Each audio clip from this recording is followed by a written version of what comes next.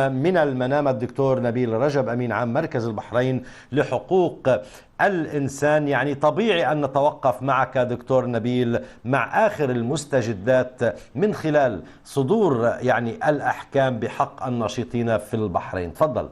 يعني كما تعلم أخي العزيز أن الأحكام قد صدرت، أنا لا أعلم ما أدلى به الأخوة، ولكن كما تعلم كل هذه المحاكمات هي محاكمات صورية لا تتوافق مع أي معايير دولية لحقوق الإنسان أو أي معايير دولية لمحاكمات عادلة. هذه محاكم وهذه أحكام سياسية أطلقها النظام الحاكم ضد النشطاء المطالبين بحقوقهم، ضد أناس محترمين في مجتمعاتهم من رجال دين ونشطاء حقوق إنسان ومعارضين سياسيين. كل هؤلاء الناس يعتبرون من رموز البلاد ويكون لهم أبناء الشعب البحريني كل الاحترام. نعم. وحقيقة الاحتجاجات اليوم بدأت غير عادتها من صباح اليوم من خلال إغلاق الكثير من الطرق من قبل المتظاهرين احتجاجا على هذه الأحكام الظالمة ضد هؤلاء الناس.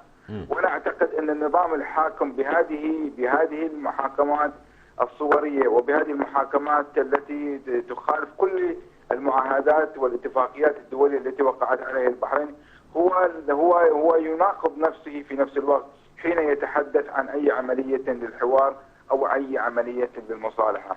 اليوم تم بعد الحكم وتحدث حاول عبد الهادي الخواجة وإبراهيم شريف التحدث إلى القاضي بالقول أنهم يعبرون عن آرائهم، ولكن رجال الأمن الذين صفقوا للحكم والذين ابتسموا وقبلوا بعضهم البعض من جراء هذا الحكم قاموا بسحب المتهمين من قفص الاتهام بعنف، وقاموا باعتقال زينب الخواجة وهي الآن معتقلة لأنها احتجت عن الحكم الصادر ضد. طيب، قبل قليل تحدثت مع ضيوفي أيضا عن هذه الظاهرة، ظاهرة اعتقال النسوة، الطاقم الطبي، حتى أيضا وصل الأمر إلى التربوي، إلى القطاع التربوي. ربما النظام البحريني هو من الأنظمة القمعية والدكتاتورية القليلة الذي قدم نساء وطالبات وطبيبات وممرضات إلى محاكم عسكرية.